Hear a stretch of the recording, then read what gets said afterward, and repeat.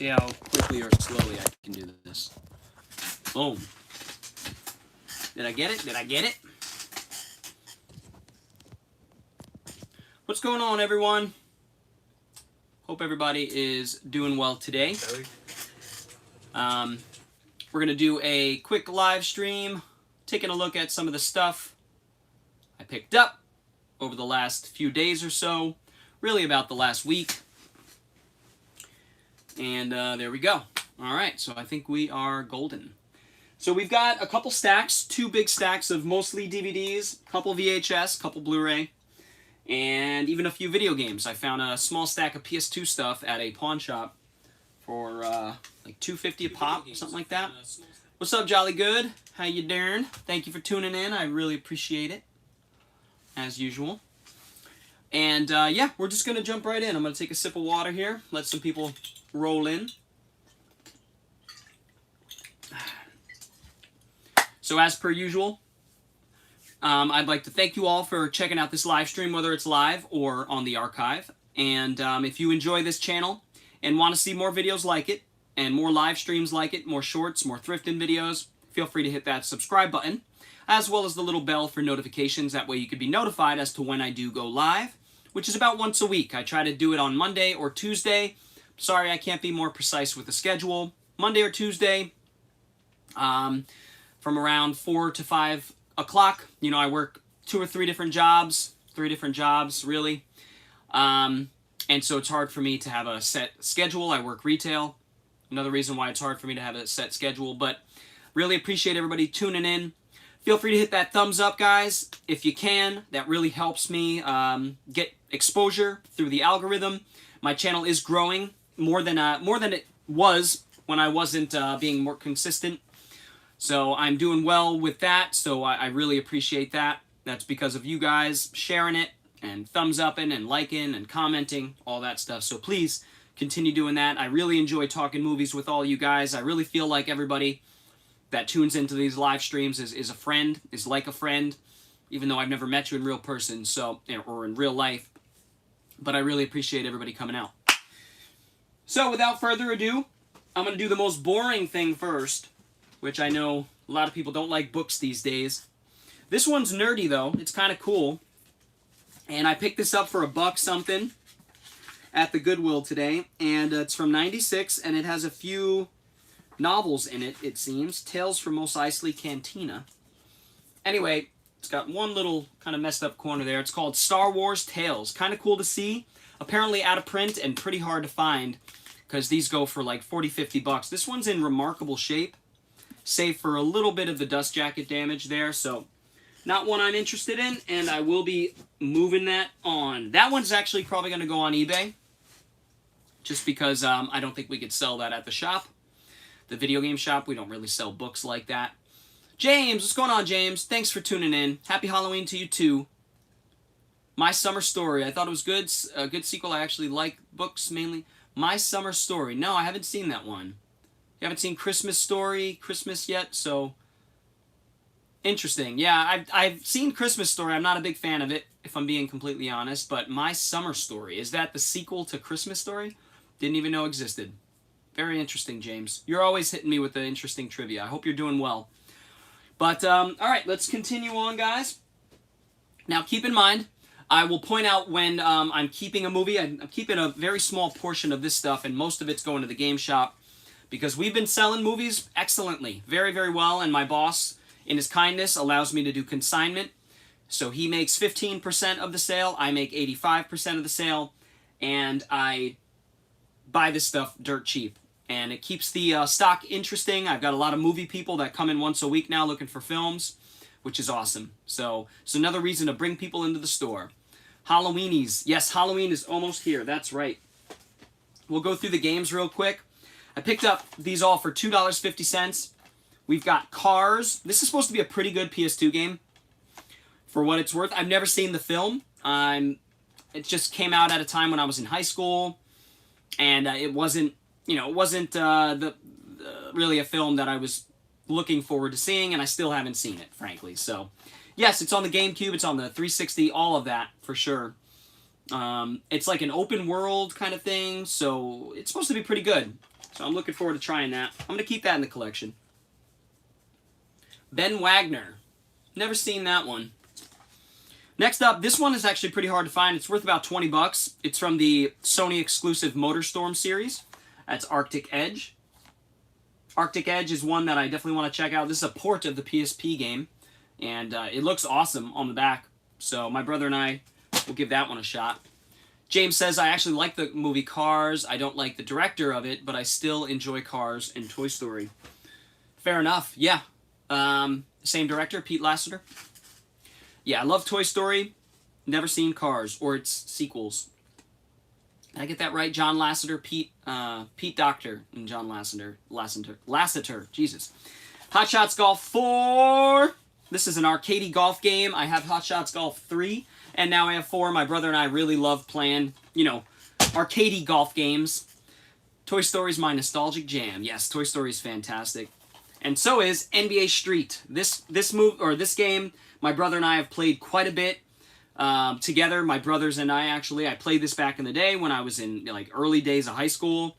Really cool hip hop infused kind of street basketball game.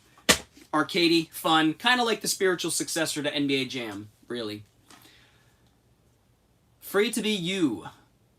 Free to Be You and Me. I actually saw it at school. It's a great movie. I've never seen that one. Yes, SSX Tricky and all those games. Yeah, EA Sports Big. They were doing some good games back then. And probably the most valuable one of the ones I picked up was Twisted Metal Black. It's worth about $20, $25. I already have it. So I'll be swapping out. These are all really clean discs, so I'll be swapping them out with the ones I have. If the discs here are better than the ones I have in the wall. So, all right, guys. We're going to start going through some of the movies here. We'll do the VHS. We've got a couple VHS here. Very cool, James. Yeah, Brave Little Toaster is a classic for sure. I love Brave Little Toaster. It scarred me as a child. I have a video on my channel where I talk about all the movies that were made for kids that still scarred me, or non-horror movies that scarred me. I think that's how I phrased it. But here we have Mighty Ducks D2. Mighty Ducks 2 on VHS. Like I said, guys, VHS is coming back pretty heavy, especially at the store that I work at. People come in exclusively looking for VHS, so I'm trying to keep the shelves stocked. We're selling so many of them, so it's awesome. We sell them pretty cheap, but, you know, if something's going for 15 bucks on VHS, I'm probably going to price it at the store at like $7.99 or $10, just to keep the wheels turning. I'm getting all this stuff dirt cheap, so my friend and owner, the owner of the shop, not my owner, takes, you know, like I said, he makes a little bit on it as well, so everybody's happy at the end. Stomp Out Loud, nope, never saw that one. HBO film, interesting. Here we have a cool one. This is going to be for my buddy at the store, Anthony, one of my co-workers, who I brought in some Lord of the Rings VHS, and I talked him out of getting them because you've got to see the extended edition, and I ran into one of the extended editions. Not all three, oddly enough.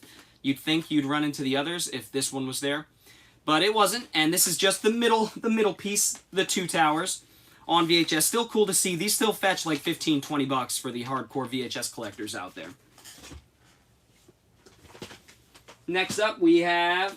Actually, we've got the whole Mighty Ducks trilogy here. It's just not on the same format. Look at that. From two different thrift stores. So we have Mighty Ducks 1, 2 on VHS, and 3 on DVD. These will all go to the store, and a lot of people come in with very nostalgic feelings, and when they see things like this, it just brings back good memories, and these things sell. I sold a copy of Three Ninjas the other day to a guy who grew up watching it like I did. That's right, 2 tapes for the Two Towers there. Yeah, Rankin and Bass, Ralph Bakshi, Lord of the Rings animated film. I love that one quite a bit. I haven't seen the Rankin and Bass sequels. I've seen The Hobbit, but I haven't seen Return of the King. Tubby the Tuba. No, you've got all the obscure animated stuff. You're an expert, James, on animated stuff for sure. That's Mighty Ducks, guys. I love the Mighty Ducks. Especially the first film. I love all 3. I grew up watching all 3, so. Here we have the Simpsons movie here. A film that I've yet to see, frankly. This is kind of cool. It comes with a... I have it on Blu-ray, though, so this is going to the store. Comes with a map of Springfield. That's pretty neat, and like biographies on the back of all the characters. So that'll be a cool little extra added swag bonus there. I can get it back together. It's always difficult. There we are. Thank the Lord. That'll go back in there. So it's got some extras, which is nice. But yes, that will be going to the shop. I already own it. I've never seen it, believe it or not. Simpsons movie? Yeah, never saw it. Never saw it. I didn't grow up a huge Simpsons fan. I grew up a Ren and Stimpy fan. In terms of the more edgy cartoons, Ren and Stimpy, and then I started watching South Park. There was no looking back towards The Simpsons, which I viewed as kind of placid and trite, and sort of like yesterday's news compared to South Park. That's no qualms against South Park or Simpsons, because I have watched a lot of The Simpsons now as I've gotten older, and they're excellent. I love The Simpsons for different reasons. It's definitely not South Park. They're very different shows. I love all three of them for different reasons. But when I was younger, I was like, ooh, South Park's way edgier than Simpsons. But I am old enough to remember a time in the early 90s where The Simpsons was considered edgy. You know, a kid talking back to his parents and things like that, and showing that kind of thing on television was a big deal and very controversial. Next up, I found sort of a stack of superhero stuff, all of which I own, and the ones I don't own I'm not too interested in keeping. But I'll show you what I've got here. So we've got Justice League: The New Frontier. It's DC Universe animated movie. I love the artwork on the front here. It's not the artwork in the movie, but I really enjoy the artwork on the cover. That'll be going to the shop. This one's cool. Usually you find these Spider-Man ones, the new animated series, but you find them sort of, how do you say, in like those small volumes that have 3 or 4 episodes. This is really neat because it actually has the entire first series, the entire first season, which is neat. So I'm tempted to keep this and give it a shot. James, what do you think? Have you seen this particular Spider-Man cartoon? Spider-Man, the new animated series from 2003, it looks like, maybe 2004. But yeah, finding the entire first season is pretty cool. So I'll have to see how much value this has and kind of weigh it against how much I want to see it. And yeah. Pretty cool one to find, though. Here we have the special edition of Unbreakable, one of my favorite films of all time. I think it's a brilliant deconstruction of the superhero genre, which came at a time a few years before the superhero genre would blossom into the MC universe and become sort of the standard for cinema, even still up to this point, for action cinema at least. Brought back the noir feel. Cool. Unfortunately, it's short-lived. How many seasons did it get? Did it only get 1 or 2? It must be more than 1 if they mentioned the first season. They would have said the complete series. Most Nicktoons don't have adult content made for kids, except Ren and Stimpy and sometimes Rocco. That's right. The Ren and Stimpy DVDs, remember, are uncut, which means they had to censor Ren and Stimpy to put it on Nickelodeon at that time, which is really interesting. So there's a good reason why my mom used to yell at my father for letting me watch Ren and Stimpy, because it really was more of an adult cartoon at a time where Americans didn't understand that concept. So it's really revolutionary in a lot of ways, because, you know, in Japan in the 70s and 80s, they were pumping out adult cartoons with gore and sex and violence and adult themes. But interesting. Unbreakable, though, like I said, one of the great films of the aughts. I love this film, and I'm hoping somebody else will love it at the game shop. We'll pick that up. Invincible. Yeah, I've heard good things about Invincible. Deconstruction of superheroes as well. Only lasted 1 season. Really, James? So this is the entire series, huh? I might keep it around then. I like animated Spider-Man way more than live-action Spider-Man. I'll tell you that. But I do love the first 2 Sam Raimi films. Those are really the only ones I really love. Never a huge Ren and Stimpy fan as a kid, Jolly Good says, but I do like Rocco, because the only Nicktoons I always think about... Yeah, I love Rocco, too. Rocco's Modern Life. Rocco's Modern Life. By the guys who sang Rock Lobster. What was it? I'm blanking on the band. It's an old 70s, 80s band.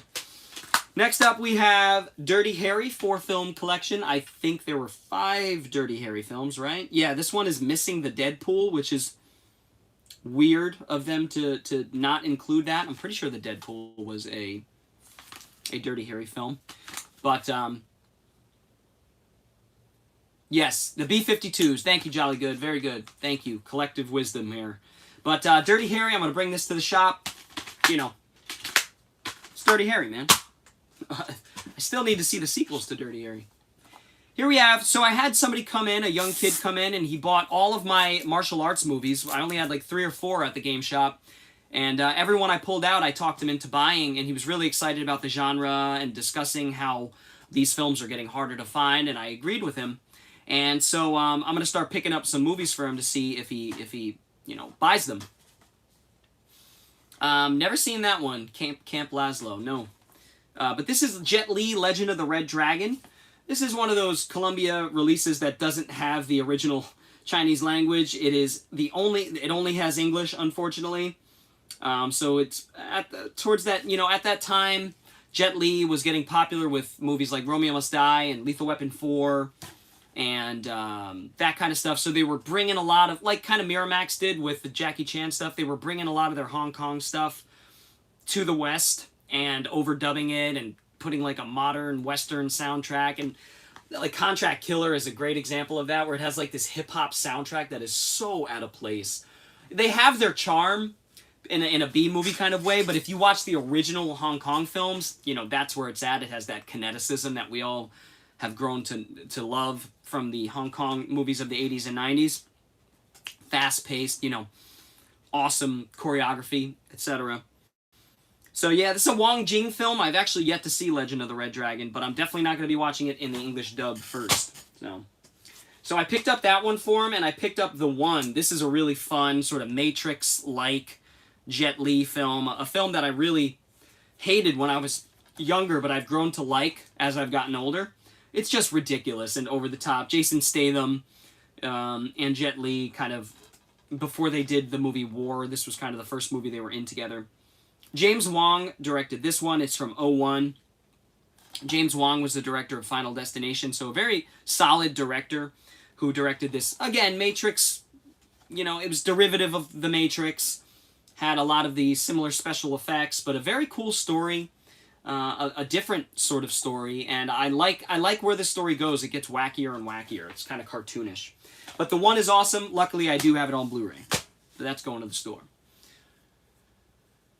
Computer Lab. Interesting. Yeah, I remember that term. I also see The Voyage of Mimi. Yeah, you're dropping a bunch of stuff I've never heard of there, James.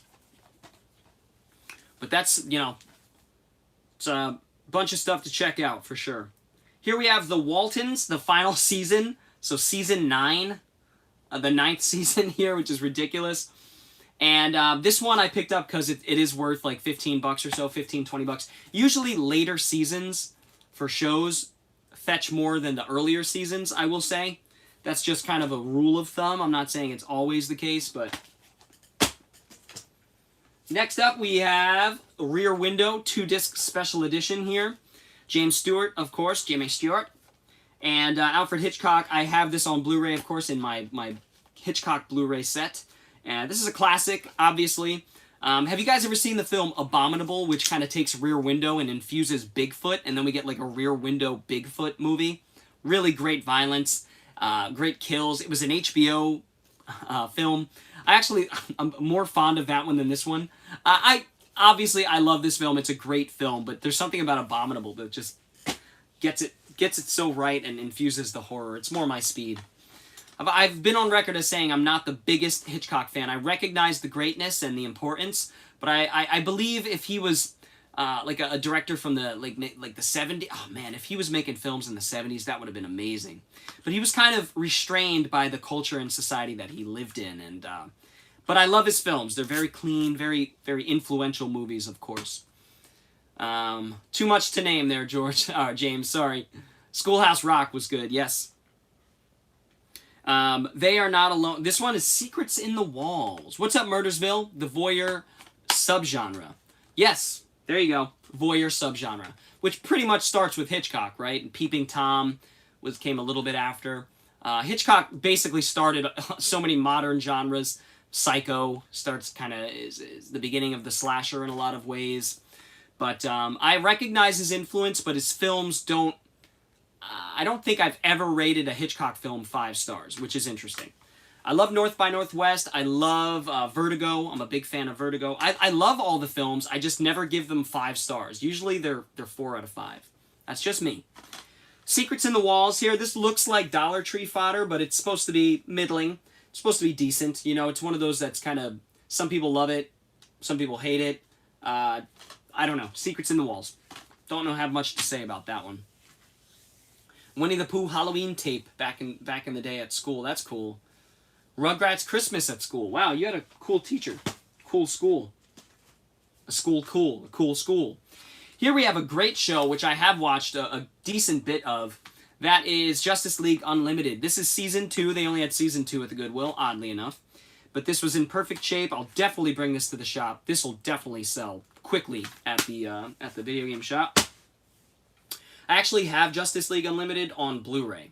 I need the original show on Blu-ray because that's one of the best shows I've ever seen. Batman, they all come from Batman. Like the Batman show, the Superman show, the Justice League shows are excellent and really transcend the cartoon medium. Next up, we have a little horror movie here that I had never heard of with Donald Sutherland and William McNamara. It's called Natural Enemy. It is water damaged. You know, I usually don't pick up water damaged stuff unless it's something I really want for the collection and I want to see. Especially something like this I've never even heard of. The disc is fine. Some people are just born enemies. I don't know much about this, but it's got some creepy imagery on the back. It's from 1996, despite the box art saying 2004. Directed by Douglas Jackson. Let's read a little bit here. Vengeance is the only answer for a young man hell-bent on punishing the people who abandon him. When successful businessman Ted Roberts, played by Sutherland, begins working with Jeremy, the company's dynamic new partner, he takes the younger man under his wing, but the last thing on Jeremy's mind is success in business, and soon it is revealed that he is the son of Robards' second wife, adopted into an abusive family, back to punish those he blames. So I don't know if this is like a God's good son kind of thing. It doesn't really sound like a horror film.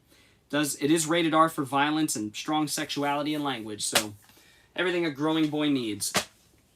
Justice League Unlimited, James Borland says, is great. Took what made Batman the Animated Series great and expanded upon it. Exactly. I still love the original Batman animated show more for its atmosphere. Man, so good. Samurai Jack, you'll enjoy Primal. Yeah, Primal's one that I've wanted to see because I like Jendy Tartakovsky's work. Here's one that's going to the shop. A great Michael Mann film here. Underrated and forgotten Michael Mann film, Collateral. We loved this film back in the day, me and my film crew. We went to go see this in theaters, and then we watched it when it came home. And Jamie Foxx and Tom Cruise are excellent in this as sort of a cat and mouse kind of thing going on. Tom Cruise plays a hitman who gets, where Jamie Foxx as a taxi driver kind of gets caught up in something that Tom Cruise is doing, a job. And it just kind of turns into a cat and mouse thing. You don't know if you can trust Tom Cruise's character, and really showing that Tom Cruise is, I'm not going to say diversity, but it is a different kind of role for Tom Cruise. He plays the charismatic contract killer, you know. Very cool. Here we have one that I'm assuming fetches a little bit. This is a very cult classic kind of film, and it is Cry Baby on VHS. This is a film that I have yet to see. Isn't this, what's his name? Didn't, John Waters? Yeah, this is John Waters. So, Crybaby, Wade Walker, played by Johnny Depp, of course. I don't know much else about this, guys. He's a doll, he's a dreamboat, he's a delinquent. And written and directed by John Waters. There you go. Executive produced by Jim Abrahams from the, the Airplane movies. And produced by Rachel Talalay, who did, what, the second to last Nightmare film, not including the remake. You Love Terminator 2 and Idiocracy, both documentaries now for a lot of reasons. Yes, they are. In fact, I've been watching some political rallies from the last week, and all they reminded me of was Idiocracy. It's incredible. I got that vibe last year at some political rallies, too. I'm not going to say for what side, I don't want to be divisive, but both sides are doing it. It's pretty funny. And terrifying. Love Crybaby. Yes, John Waters. I've only seen Don't Tell Mom the Babysitter's Dead, but I do wanna check that out at some point. Check more of his work out because I hear he's a great filmmaker. And this one, I could have sworn I had, but I don't somehow. Yeah, I don't have this, so now I do. This one is in good shape. I gotta change the box. Hills Have Eyes, the remake. This has widescreen and full screen. So I picked it up for the collection because I thought I had it on Blu-ray. I don't. And then I thought I had it on DVD. I don't. So now I own it. This is a great remake by Alexandre Aja. Part of that sort of extreme new wave, French extreme new wave that made its way over to America. Sort of visceral violence, you know, pulling no punches, gritty filmmaking, really reflective of the Iraq War era, the Middle Eastern War era that I grew up in.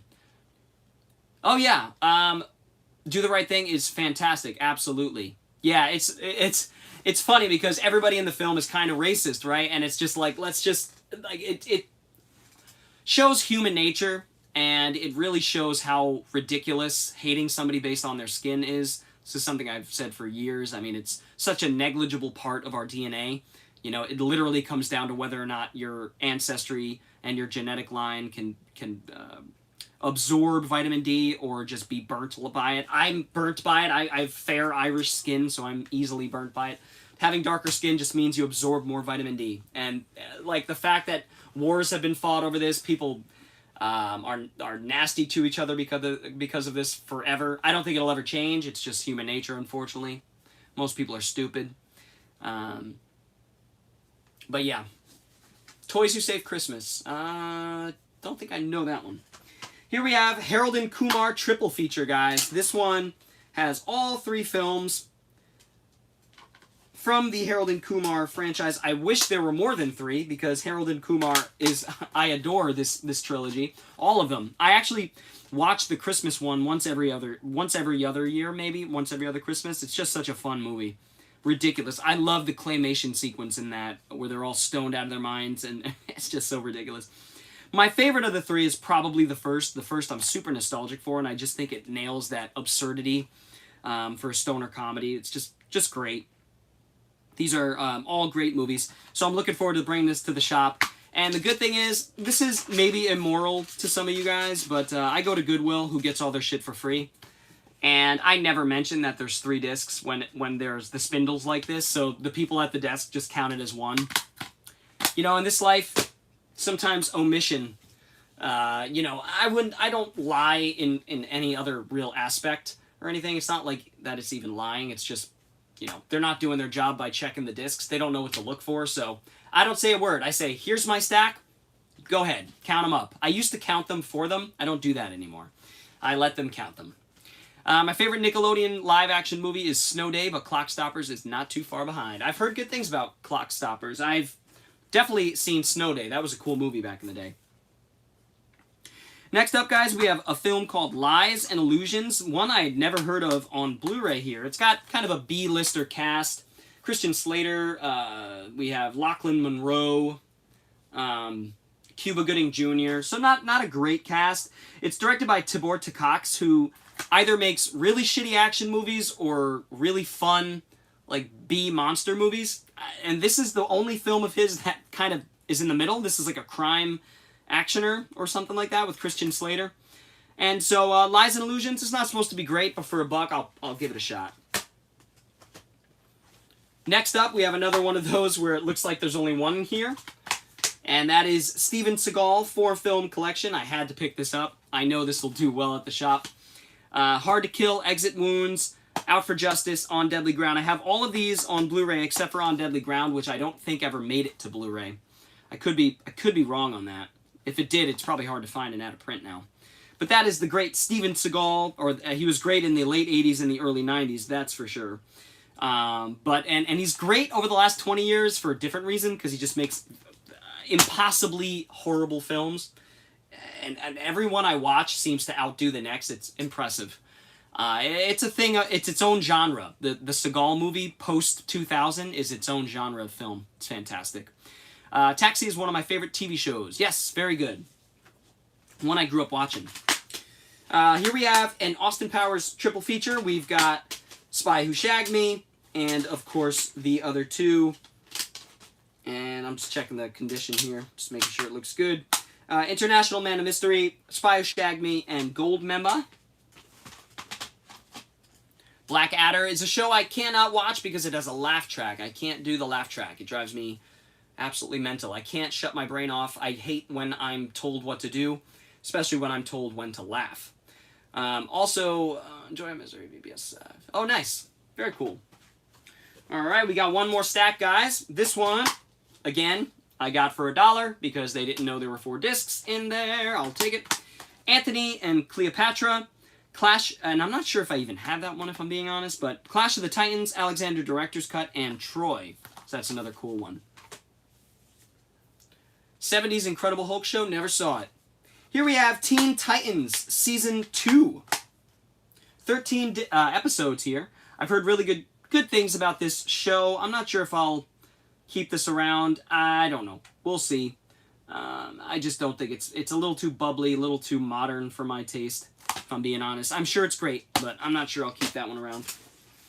All right, next up we've got a weird one from 1935, I believe. Yeah, 1935, the earliest example of A Midsummer Night's Dream, Shakespeare's A Midsummer Night's Dream, that I've seen. I'm not sure that there's one that came before this, maybe a silent one, but this is pretty cool. It's from 1935, directed by Max Reinhardt and William Dieterle. 2 very German names there. So we have Olivia de Havilland, James Cagney, Mickey Rooney. Interesting. Huh. So yeah, so this is, again, really the only time that Shakespeare got into fantasy. He did it a couple other times. Macbeth is another example. But this one isn't really...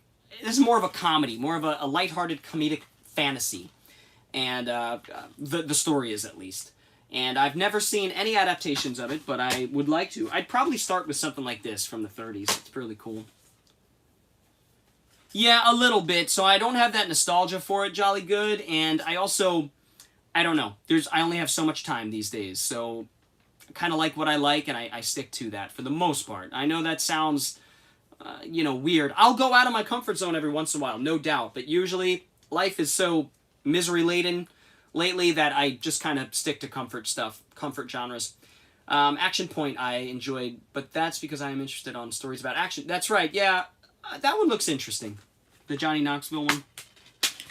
Here we have a nice little animated triple feature here of some Don Bluth films. American Tail, Balto, and Land Before Time. All films I grew up with. My favorite of the 3 growing up was American Tail. I loved American Tail and Land Before Time growing up. Balto never really did it for me. But Land Before Time, fun fact, it has like 14 sequels. Isn't that ridiculous? Who knew? I'm sure they're all award-winning films. I love the original Land Before Time. I love its heart. I love its score by James Newton Howard.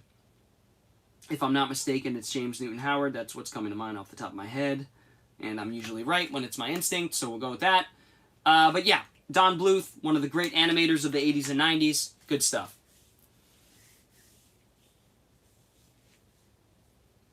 Yeah, Land Before Time's a good one. I don't know about its 14 sequels, though. Mr. Men. Mr. Men. You got all the obscure ones, James. I've never heard of that one.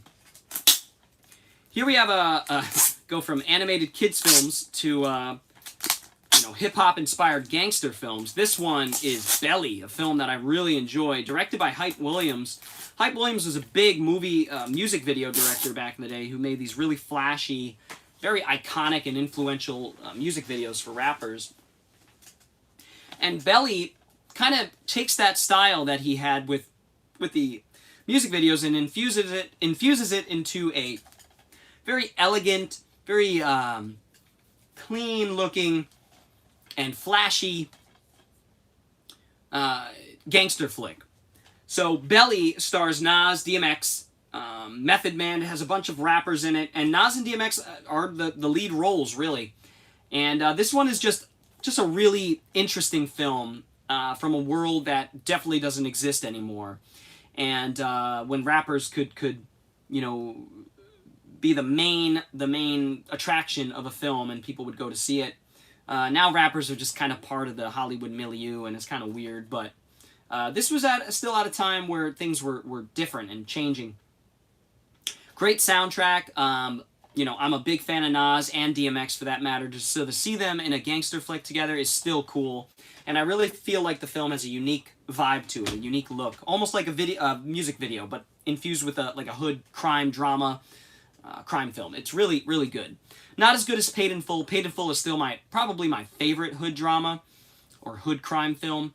Really love that one a lot. Reading Rainbow. Reading Rainbow. Here we have Cinderella, Rodgers and Hammerstein's Cinderella, starring Julie Andrews.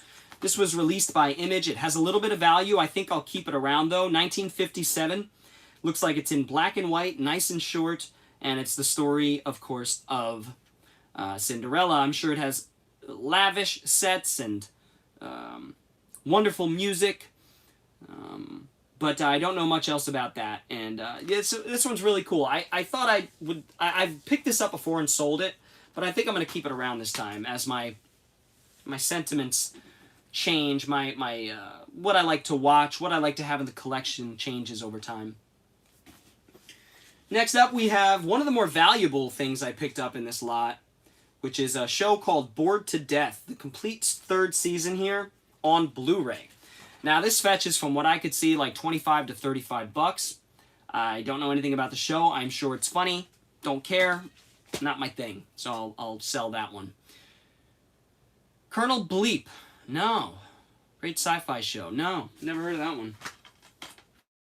Here we have a film that I had never heard of up until the point that I found it.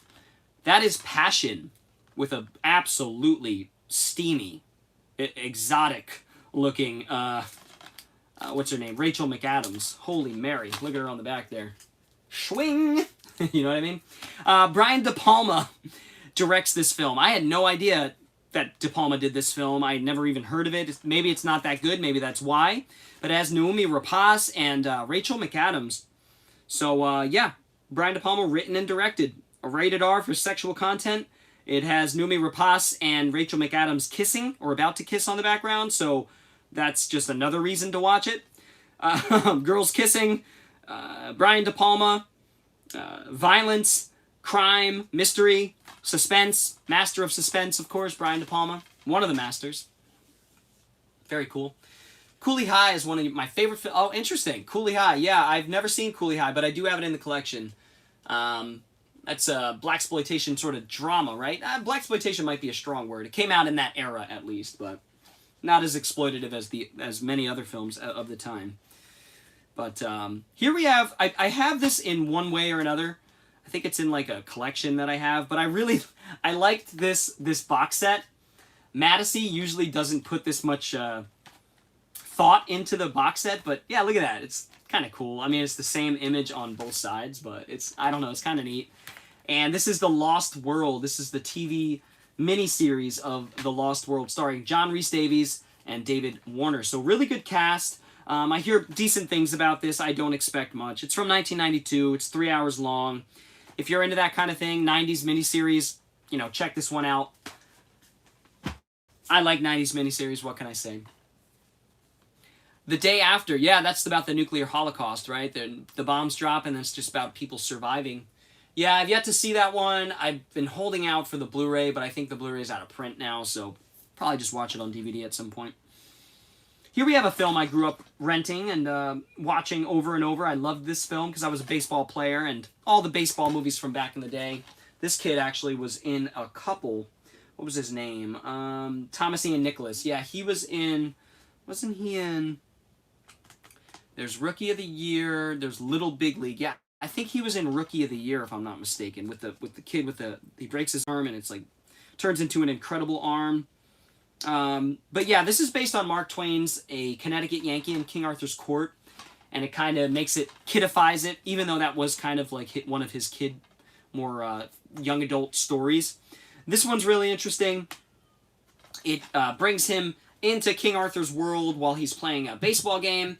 Really fun movie. I loved it when I was a kid, and I loved anything Tom and Ian Nicholas was in, especially Rookie of the Year. And then I loved Little Big League and The Sandlot. The Sandlot is the king of 90s baseball kids movies, but there were a bunch of them, so. Tom and Jerry movie from the 90s. I don't think I've seen that. Yeah, you're dropping a bunch of... I wish I could comment, James. I have no idea. Half the stuff you're bringing up I've never even heard of. I'll have to look it up. Here we have an interesting one. Classic black and white film, 50th anniversary DVD here. Martin Luther. I'm a fan of history. I know quite a bit about Martin Luther and his impact in the world. And sort of, you know, breaking the mold with the Catholic Church and, you know, basically forcing people to interpret the Bible in countless ways, which has both been a gift and a curse. And actually the war that Martin Luther's ideas wrought that followed right after were absolutely awful. He didn't support them or anything, but they were the Anabaptists and the Protestants and the Lutherans. And crazy history. Actually, in Munster, Germany, there's still there's a big church, beautiful Byzantine-style church that has three hanging cages where they locked up some of the Anabaptist leaders. One was Jan Leiden. I might be getting some of my history mixed up, but it's really interesting history, guys. And this looks great. It looks like great black and white cinematography here. Oddly, it doesn't say who's in the film. I think that's really weird. But this seems to have been put out by some sort of Protestant distribution company. Lutheran, I should say, Lutheran distribution company. Lutheran Film Associates, so that's kind of weird, but I'll take it any way I can get it. Martin Luther. So they must approve of the way that Martin Luther is portrayed in this film, which is funny. Sonny Chiba Street Fighter film? Yeah, definitely. Here we have Hamilton Mattress. Hamilton Mattress is something I had no idea about. This is a weird one, guys. Check this out. First of all, it's an MGM release. Sometimes these, you know, these are hard to find. A lot of them are out of print. Sorry, guys. I'm trying to get the stickers off. Damn.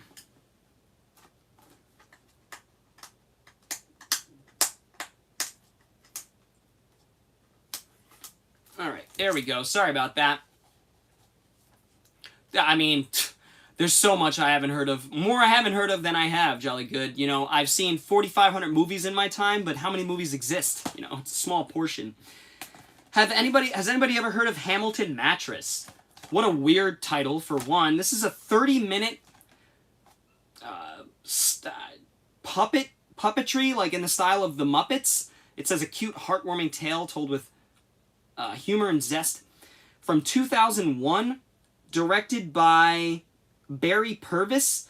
This is a British film. It's BBC has their name on it here. David Thewlis does a voice. And yeah, Hamilton Mattress, an aardvark who dared to dream. It's about like an aardvark who wants to become a drummer, so he goes to the big city called Beak City. Get it? Big city, Beak City. Yeah, guys, look at the back of this. I mean, I have no idea. It looks insane. Yeah, Hamilton Mattress. Check this out. I'm trying to get it to it's not gonna...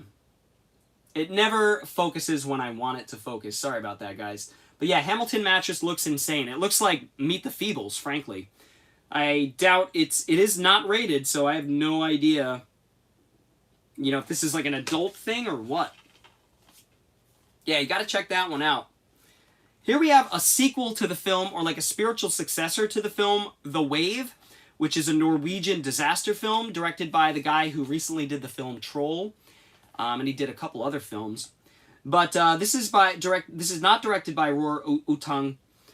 This is directed by somebody else, John Andreas Anderson, and this is another disaster film starring the same actor. His name is Christopher Joner, or Joner. Effects that rewrite the book on how disasters play out on the big screen. It does look like it has some superior effects here from 2018. I need to watch The Wave first, which I believe I have on DVD. Or Blu-ray, I think. Next up, another one that I had never ever heard of. This one stars Roy Scheider and Bonnie Bedelia, whom I know from Die Hard, really. The wife Holly from Die Hard, Holly Gennaro. And this film is called Somebody Has to Shoot the Picture.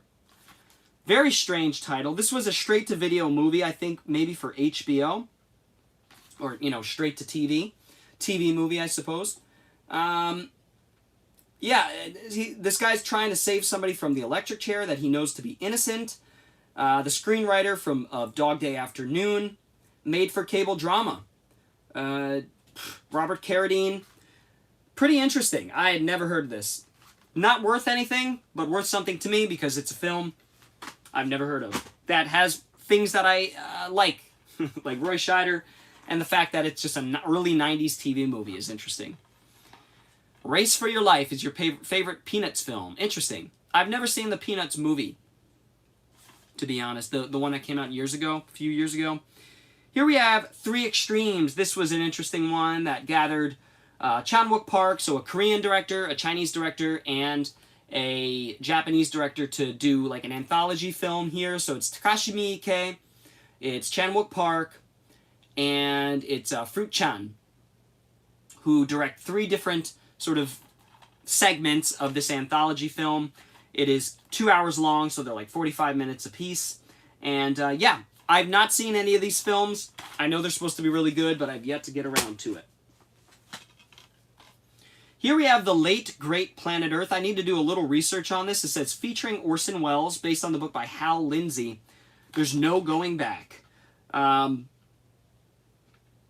Looks like it's from 2003. I wouldn't be surprised if it was from earlier. But narrated by the legendary Orson Welles. Get ready for the end of the world. Welcome to the future. A world ruled by an evil supercomputer that carries the mark of the beast. As mankind struggles to hold on to what humanity is left, the signs come with increasing frequency, warning of a war that will bring the world to the brink of destruction. Is this even a film? I'm so confused. Is this a documentary? This might be a feature film. I have no idea. BBC Planet Earth? Oh yeah, of course. Yeah, Planet Earth is incredible. Some of the best cinema ever. Here we have Bah Humduck, a Looney Tunes Christmas original film. I thought this was really cool. Definitely going to watch this Christmas or this December. 46 minutes, so it is a short, but it's from 2006, I want to say, and I've never seen this. This came out at a time where I definitely wouldn't have cared, but I care now as an adult. And I definitely want to check this one out. Looks really cool. Bah Humduck. Here we have Rembrandt. This is a film I picked up recently, and I'm going to keep one in my collection and sell the other since I've found 2 now in the last couple months. This one's cool, or it appeals to me, not because it's a biopic of Rembrandt. I usually would just prefer to read the real history if I want to know about a figure. But this one has an actor that I'm very fond of from the 20s, 30s, and 40s named James Lawton. Or Charles Lawton, sorry, James Lawton, Jesus. I love him so much, I forgot his name. Island of Lost Souls, The Old Dark House. Lawton, Hunchback of Notre Dame. Lawton is just was a great director and a great actor. He actually directed Night of the Hunter, believe it or not, the classic film from the late 50s. Rush Hour is a great buddy cop. Yes, it is. Yes, it is. Rembrandt is one directed by Alexander Korda from 1936, guys. So really, really early Charles Lawton performance here. But again, keep in mind he was acting during the the silent era. So very cool, and he was one of those actors that adapted very well. Ever seen Marcel the Shell? No, I've heard good things about Marcel the Shell with shoes. It's a great stop motion animated film. I'll have to check that out. I've heard good things. And new generation kids will definitely watch kids movies from that era. Bah Humduck, yes. Here we have one that I don't think I'm going to be able to watch because I don't speak German, but I could read a little bit because it's very close to English. It says Deutsch and Schweizer Mundart, which is not English for the spoken languages, so I believe it's spoken in German, which that's fine. I would like it to be spoken in German. This is a German animated film with a Studio Ghibli kind of style from 2004.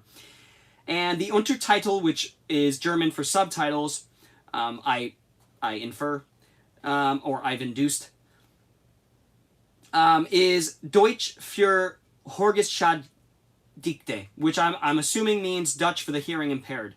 So this actually doesn't have English subtitles, which broke my heart. So I'll verify that by throwing it into the system and seeing. But it is a Region 2 So, yeah, and I do have an all-region player. That is fritzing out a little bit. I got to buy another one soon. But still very cool to see an animated film that at least now I know about it. It's Laura's Star, or Laura's Stern, which is Stern is star in German. Civil War, yeah, I thought it was alright. Yeah, I thought it was alright. I thought it could have handled the issues of our time in a much more blunt and frank way, but it was a clean, careful studio film. That, yeah, it was making fun of both sides, or dealing with corruption on both sides, but I just didn't feel like it delivered really for me, and I didn't care about the character's plight at all. And so the ending really fell flat, like a wet fart for me. I thought it was a good film. I think all of Alex Garland's films are good, like 3 to 3 and a 3.5. Men, I thought was weird, but kind of cool. Annihilation, I think, is weird and kind of cool. I thought he was a better writer when he worked with, like when he was working with, Danny Boyle. I thought he was great. Actually, my favorite film that he's directed is Dredd. He co-directed Dredd. Co-directed Dredd. How weird is this? Co-directed Dredd with a guy named Pete Travis, who directed this film, Omach. Now, Omach, famous German series based on books. Thank you, Lucy. Ah, thank you, my resident German. I appreciate that. Yeah, I saw that there were sequels to the movie, so yeah, it's a shame. Do you need a copy of this? I don't know if there's a cheap way for me to send it to you, but I don't think I could, I don't think... Yeah, I like I said, I could read some German because I've been exposed to it quite a bit, and I don't think this has English subtitles. This was made in Germany for German speakers, so it is what it is. Thank you for tuning in, Lucy. So we have Omach. This is an Irish Revolution Army IRA film from that takes place in '98, so towards the end of what would be called the Troubles that started in the '70s and really carried on through the '90s with IRA political violence. It just got more and more out of hand, more and more misguided and misguided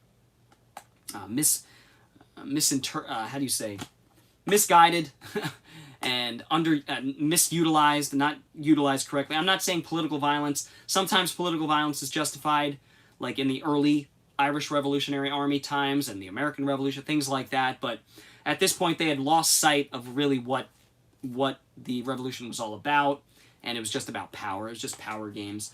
And this deals with that sort of late era, troubles. So, directed by Pete Travis, again, written by Paul Greengrass. So, Paul Greengrass did a great IRA film. It takes place in the 70s during the beginning of the Troubles called Bloody Sunday, which is a great, great movie. There were a couple Bloody Sundays in Irish 20th century revolutionary history. This film came out in 2004, and yeah, I had never even heard of it. So, Omagh, I almost passed on it because it had a weird name, but I'm glad I picked it up because it's right up my alley.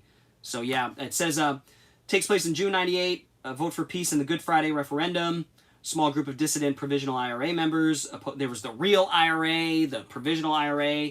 They were more Marxist at this point. There were always Marxist elements, but they were kind of in the background. But these guys were like true believers. Opposed to the peace agreement, opposed to the peace agreement.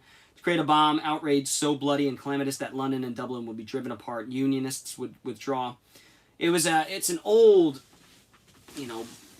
British Protestants versus Irish Catholics sort of fight. That's kind of where it all starts, and it's really interesting history. And as somebody who has Irish ancestry, I know quite a bit about it. Fawlty Towers, yes, that is a great show. Anybody seen the documentary series Victory at Sea? I've heard about it. I see it all the time. And we'll do a couple. We got two more cool ones, and that's going to do it. This is a Taiseng release of My Lucky Stars, which is cool. I'll probably hold on to this and then sell it off with like the other Jackie Chan DVDs that I have. I want to get this on Blu-ray at some point. I don't think I have it on Blu-ray, so actually I might keep it around because I don't even think I own it. Do I own it on DVD? I don't know, guys, but this is a very early Three Brothers film, or I should say mid-'80s Three Brothers film after they did like the Project A stuff and some of that really great stuff. The Three Brothers being Jackie Chan, Sammo Hung, and Yin Byul, all from the same Chinese opera school. They all went to the same school and went through hell together, and then they conquered Hong Kong cinema by producing some of the great action films of all time, all three of them. and so they were directors and performers. Excellent stuff. You gotta love the quirky Hong Kong Chinese cover there. Very cool. So yeah, this one has a little bit of value. It's uncut. That's kind of the appeal of these Universe Laser, like early DVDs, Tai-Sung release ones. Vortilock. It was definitely an experience. My sister got it for my birthday. Vortilock. I'll have to check that one out. Sounds like a monster movie. Takan Concrete. Yeah, Takan Kincrete, I believe. I think you misspelled it there. Takan Kincrete is another fantastic animated film. Yes, I still need to see that one. Panda Go Panda is a fantastic anime film. And last up, we have a Paul Newman film, which I had never heard of. This is kind of a disaster film, volcanic disaster film. When Time Ran Out. Irwin Allen. So this is late stage Irwin Allen, 1980. He wasn't really producing many films at that point. Irwin Allen is known for the great classics, Poseidon Adventure, Towering Inferno. He produced a lot of those great films. The Swarm. Not so much a great film, but still a good one. But yeah, this is an Irwin Allen disaster film that I didn't know existed. And it's actually written by Sterling Silliphant, who I believe wrote Poseidon Adventure and maybe Towering Inferno. I forget exactly. It's based on a novel called The Day the World Ended. So When Time Ran Out, Caught in the Game of Power. Like I said, it's a volcano about to go off. You've got Paul Newman. You've got Red Buttons, Eddie Albert, Alex Karras, Burgess Meredith, Ernest Borgnine, James Franciscus from Dead and Buried. So in standard disaster movie fare, you have a really solid cast. And I didn't even mention Jacqueline Bisset and William Holden. Phenomenal cast here. Barbara Carrera. So I'm looking forward to this. Despite it not having great reviews, I think I'll enjoy this one for what it is, for sure. And I don't know what heathen, what monster decided to tape the shit out of the artwork. I think what happened is the plastic on the case tore. And then they were like, oh, we'll just use tape to put on it, over it. I'm talking like that because I'm in the South and I'm making fun of Hicks. So what? Do something. But yeah, they ruined the fucking box. I mean, you can't, like, if I try to get this, it's coming off a little here. I mean, it's gonna have to be like a slow and, oh, this one's coming off because it's tape on tape. Tape on tape violence, you know? God almighty, look at this. What a monstrous individual that taped the hell out of this. Whatever. Still cool to have. The disc is fine. So, all right. God Bless America is another great film. Yeah, God Bless America by Bobcat Goldthwait. That's a wild film. That film caught me off guard. I really love it for its bluntness and its violence and its not shying away from its exploitative nature. Lucy. It's a kind of vampire movie, Vortilock. Okay, Vortilock, that's where I've heard the name, yeah. Based on a book which came out 50 years... Yeah. Was that based on... Was it the book called Vortilock, or was it Carmilla? Because I've read Carmilla, which is phenomenal, which came out before Dracula. Came out in 2023. I'll have to check that out, Lucy. That sounds good. Great live stream. Thank you very much, James. I appreciate it. Hey, thanks for catching it, James. I haven't seen you in many of the live streams, so I'm glad you got around to checking one out. I'm glad you enjoyed it. Feel free to come back for the next one. I try to schedule them at least the morning of or the day before. I usually do it Mondays or Tuesdays. My schedule is shifting a little bit with my job, so that might change. I'm going to try to be more consistent, guys. I apologize. Life is just hammering me. Just got over being sick, so... it's not based on Carmilla, the book. It's the same name as the movie. Okay, so Vortilock. Interesting. Yeah, that's where I had heard about it, Lucy, because, you know, I'm a horror fan, so I find myself in these rabbit holes sometimes. And I knew that Dracula and Carmilla weren't the first, but Vortilock, I forgot the name of it. So thank you very much, guys. I want to thank you all for checking out this live stream. James, Jolly Good, Lucy, some of the other people that stopped in. I really appreciate it. French movie. Okay, cool. Sounds good. Yeah, I thought it would have been German, but cool. French movie. I'll check it out. Guys, I want to thank you all for checking out this live stream. Feel free to hit that thumbs up button. That really helps me with the algorithm and getting more people drawn into the live stream, which is an ultimate goal of mine. I'd love to have like 20, 30 people in here at any given time. That would be awesome, and have a really thriving sort of community. That's kind of my goal here. And to make a little bit more money, sure. But I feel like I need to do bigger, better things in order to do that. But I am making more money than I've ever made on YouTube right now, which is really cool. These live streams are helping quite a bit. So I get like a paycheck from YouTube every couple months or so. And that's because of you guys and putting up with those damn ads. So I appreciate it very much. You can support the channel by going to the Patreon, patreon.com/theboredcyborg, which will allow me to do more and more videos and live streams. I'd love to do this part-time and get rid of one of my part-time jobs. That would be lovely. But that's a pipe dream, most likely. But yeah, I appreciate all the support you guys give. And anybody that's new to the live streams and want to see more like this, feel free to hit that thumbs up, subscribe button, and the little bell for notifications so you'll be notified as to when I do go live. Thank you all very much. Love you very much. You guys are awesome. So many good recommendations that you guys give, and you guys are so knowledgeable. And it's a pleasure. It's a pleasure doing these live streams. I really enjoy them. So I will see you guys very soon. Lucy, Jolly Good, James, take care, guys. See you next time. Bored Cyborg is out. Bye-bye. Oh, Mr. Bob, I just missed you, buddy. You're going to have to check out the archive. I hope you're doing well, though. Good to see you. I will see you guys next time. Peace out. Ah.